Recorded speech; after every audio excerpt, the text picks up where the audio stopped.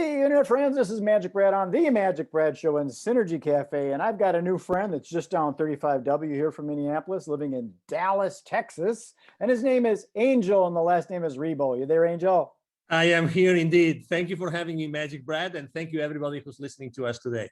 How was the weather down there? I understood you guys got some of our Minnesota snow down there a while ago. Oh, come on, don't remind me. That wasn't the worst thing, right? The worst thing was having no power for a long time. Yeah. So weather today is we have some clouds and it's sunny, and we were 49 at the beginning of the day. So probably right now we are over 50. You got the power back. Oh yeah. But the funny thing is that we're having internet outages. Oh sure. Yeah. So Those you know little we have to get ready for that. Hopefully this will go smoothly. Yeah. Absolutely. No. I mean, the thing is, how to say this? You would never imagine that you would be 35 degrees inside your house. I mean, it's like crazy stuff. And how can we possibly do that? You see your breath? It was dark, so I don't remember. Well, Angel, I don't do these real long. I keep them kind of condensed. And Oh, we get please, right into the absolutely. details. I'm all about it. Please. Absolutely. Thank So you. how long have you lived in Dallas? For 10 years now. Okay, deep roots. Yeah, it's a great place. It's a great place. Yeah, absolutely. And you're married and got kids? You're single? Wild, I'm married. I have 3 kids. Okay. 2 live at home. The other one left already. So yeah. So I mean, we are excited. We love it here. We're very, very into the community. We are volunteers in local hospices, volunteers in the schools. So we are all in here. I mean, we love it here. We are north of Dallas, actually, in a place called Plano, and it's a. Oh, that's where they make the tackle boxes, the fishing tackle boxes in Plano, Texas. It can be. I don't know. I should be a fisherman. Oh, the tackle boxes. Oh, okay. Oh, okay. Yeah. I don't. I think it's the second person that has told me that before. It could be. But there's so many headquarters of large corporations right now. So many things happening in the area that probably like the ones that have lived here, probably they are more like acquainted with former companies, like companies that have been Sure. Well, here forever. I'm 63, almost 64 years old. So I'm talking way back when I was a teenager going fishing. I remember I had a plastic Plano tackle box and wow. Okay. Plano. So who would have thunk it? So tell us a little bit about. I mean, let me tell you something. We've been here for 10 years, and there's places that when we came here, there was nothing built. Mm-hmm. And as you know, Texas is the second largest state in the union. Yeah. So there's so much space to fill, that we are in. I mean, it's amazing the amount of companies and headquarters that are relocating every single year. It's also fascinating how fast they can build buildings these days. Yeah, true. Yeah, very, not like very brick true. by brick by brick anymore. They take them big slabs and put them up, and poof, they got a warehouse. I agree. I agree. I don't know what's going to happen with the space, with the office space right now, with all the virus and everything. But anyway, people will figure it out. I mean, we're business people, so everybody figures out what to do with the surroundings. But it's a great area. It's an international area. There's people from many different places in the world here. Very important, high-tech industry. So again, multicultural. This is really a melting pot of cultures here in Plano, Texas. Do you consider yourself an entrepreneur? I do. In the business world? Totally. Yeah. You got that entrepreneurial spirit, and we will innovate and adjust. My background is in the event industry, events, travel, and tourism. Guess what? COVID doesn't like that. That said no. So I had to innovate, and that's why I'm doing a lot more online things like this, just staying out there, making it happen. So tell us a little bit about your business and what you do. Thank you. Absolutely. So basically, both corporate CEOs and established entrepreneurs, they hire me to bridge the gap globally for expansion and exposure. Basically, I help them grow or accelerate the growth of their businesses through strategies related to going global, basically. Mm-hmm. And basically, it's two very, very defined parts. One is, exposure. It's all about how do you get the right exposure in the right market at the right with the right target, right? Mm-hmm. And the other one is how to get, basically, it's more like business development. how to find the right clients or partners or partnerships or distributors or resellers. It depends on what service or product you're providing. So you work with a lot of different type of people, I'm sure. And Yes. do you run into like the old school guys that want to do like radio and TV because that's what works, and they won't innovate into a different way? Well, I haven't had that conversation, but I definitely deal with old school guys. And I think that everybody is so sensitive already about online, that, I mean, I have been offered myself to have a show on a radio station. But obviously then it's all about, I would have it if I could bring my clients on, and then I could help them, publicize their system, their products and services, right? So it all depends. It all goes down to the audience that you are serving. But I think that right now, even the older schoolers are really, they know that they have to be online. And to that purpose, actually, I use LinkedIn extensively. Yeah. I use as you probably have seen, I mean, I'm very active on LinkedIn. I have 27,000 connections. I literally interact with a few, over, now that I counted, it's over 1,500, almost 2,000 people on LinkedIn interacting every single week, literally. Wow. So yeah, I have it's where that's my world. It's where I, interact with everybody. Well, the reason I bring it up, because I'm in the event business, and there was a party supply store locally here, and the old school guys, they've been around for like 30 years or something like that.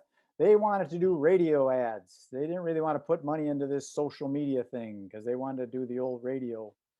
And you could take that money and you can really put it into a much better place online these days when you understand that kind of thing. Some don't. But it's a great way of thinking still, because so the question that I like, I'm not the person that asks, can we do this or can we do that? Like, close-ended questions. I'm more the kind of guy that asks my clients, my partners, I ask, how can we? Yeah. And I think that at the end of the day, the main reason why they wanted to be on radio shows or let's say the classic radio, is because of the human touch. And for instance, the other day I was having a conversation with an entrepreneur. He wanted me to help her launch a show online.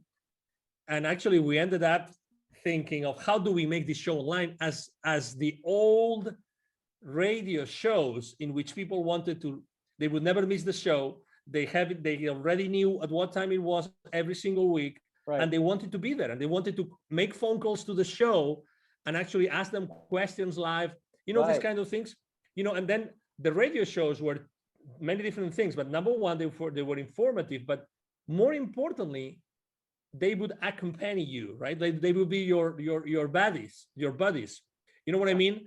If you felt kind of alone or you didn't know what to do, you would go to those programs because you like the host or co-hosts, right? And it's a place where you wanted to be heard and you were curious about the questions of others.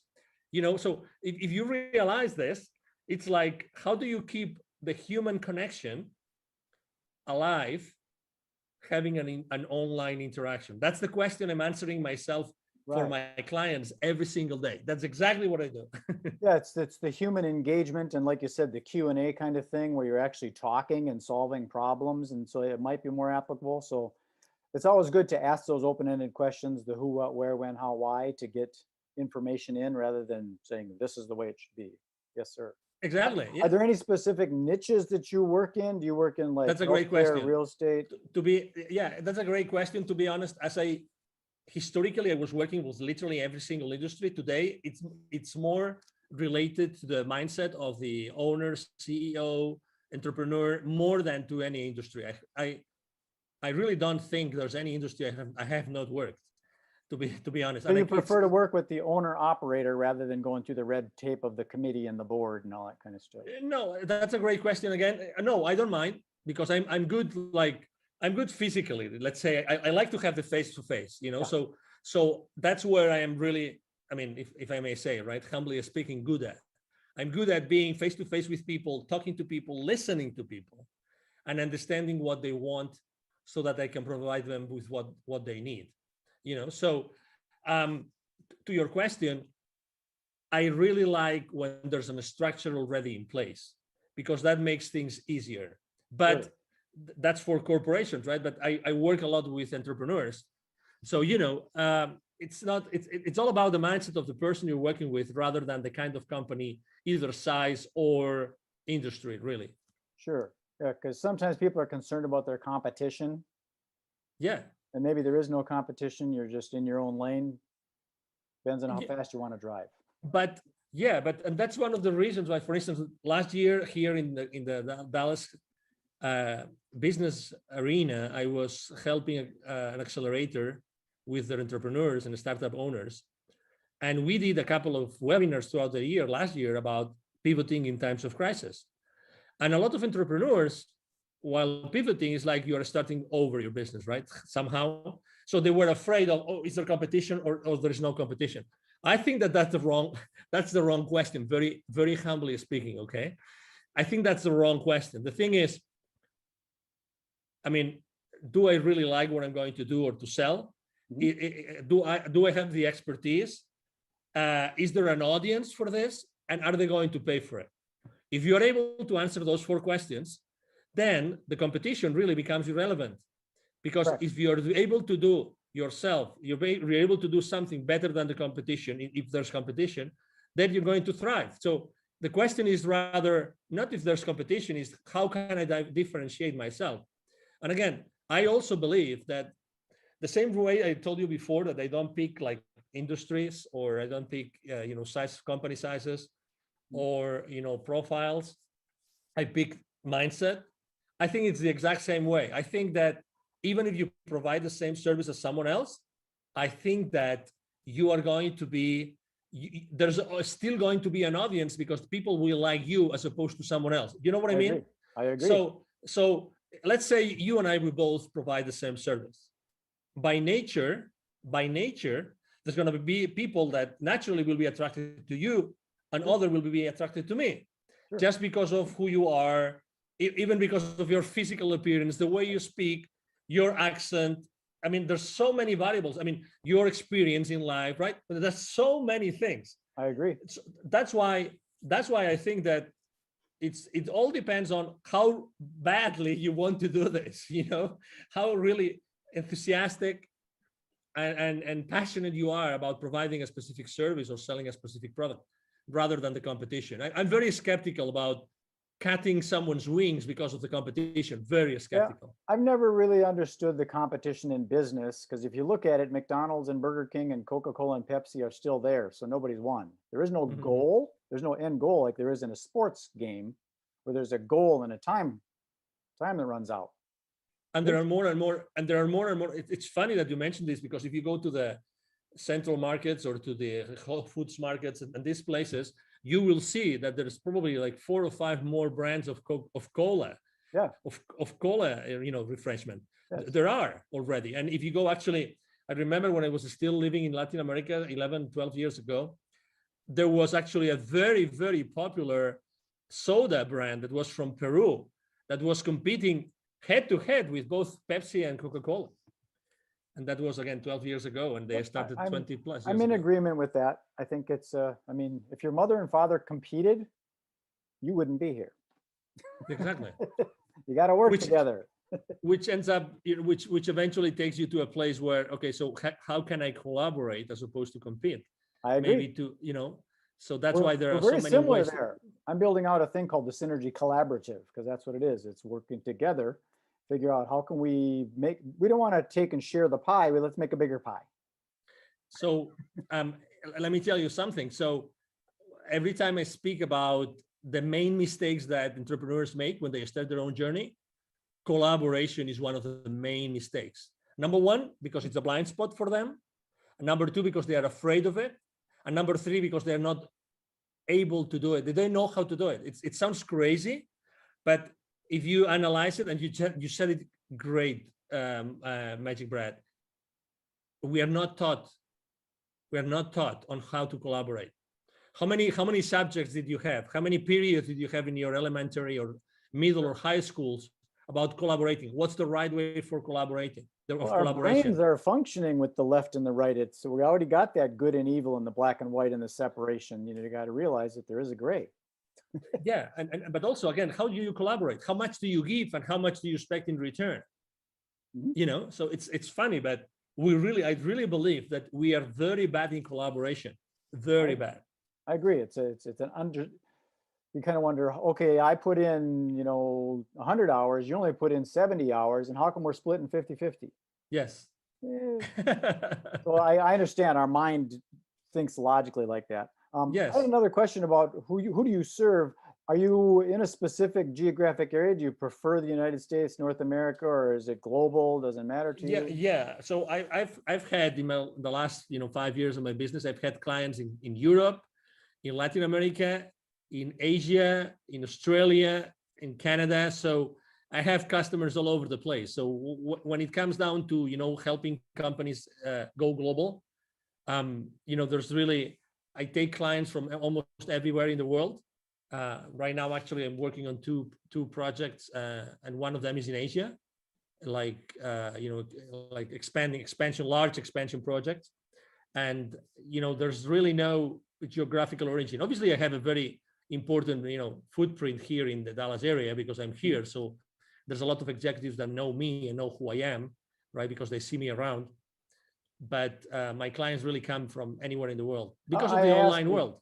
Because some of the things that I'm working on, it's hard for me to work with someone over in Singapore or Bali, Indonesia, because the calendar is so flip-flopped. We're going to meet on Monday, but guess what? It's Tuesday there. Yeah. So I try and stay in the central time zone as much as I can, but to each his own, Yeah.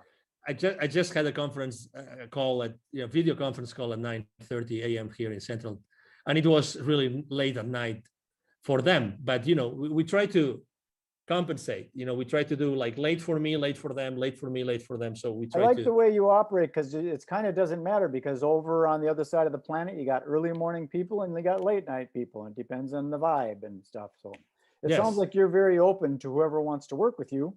I am. Done. Yeah. That's true.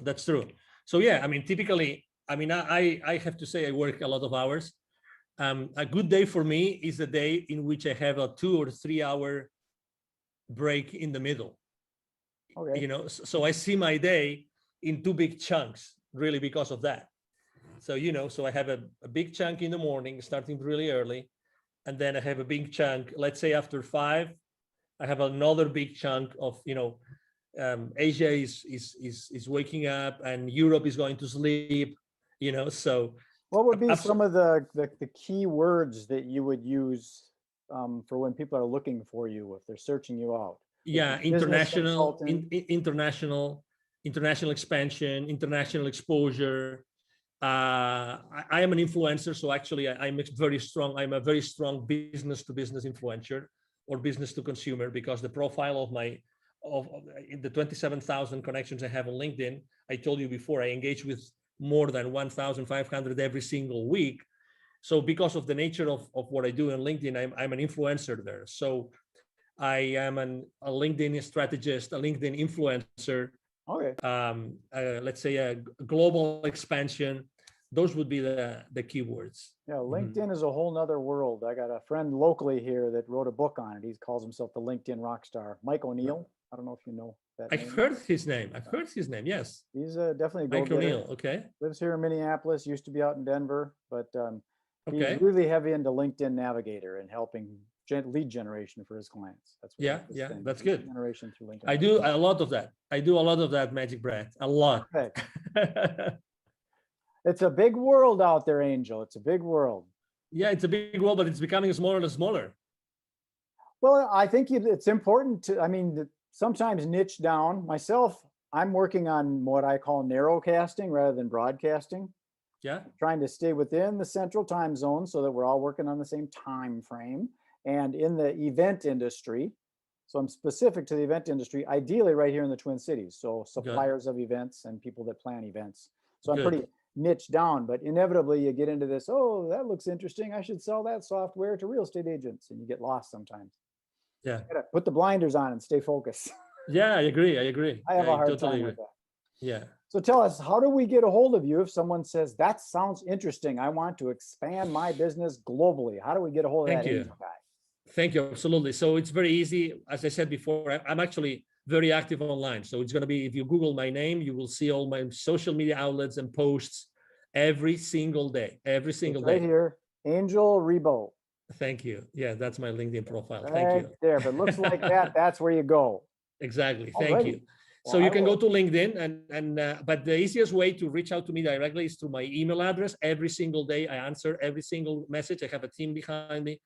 Otherwise, it wouldn't be possible. My email address is very simple. It's Angel, like my name, Angel from Heaven, right? ANGEL, and then at angelribo.com altogether. Angel Ribo, my last name is spelled like RIB as in boy O.com. Again, Angel at angelribo.com. That is easy. 4 letters, Ribo. Yeah, very easy. Very easy. Well, Angel, I'm going to sign this off and then beam it up to the you. universe and propagate it out to that Thank global you. international world. And we'll see if we can hook some fish. MagicBrad, it's been a pleasure to be here. Thank you for the opportunity to be, in front of your audience and to be able to have this conversation. I really liked it and enjoyed it. As you said, it's very natural. I think that it's people are really want to see or listen to authentic conversations with no hidden agendas nor anything, just being yourself and myself and being ourselves here, trying to inspire. And everybody listening to us, obviously, thank you very much for being with us today. I agree. I think a lot of the business gets closed on the golf course or, at the watering hole as opposed to in the seminar room. I agree. Okay, Angel, thank you very much. Be well. Thank you. You have a good day.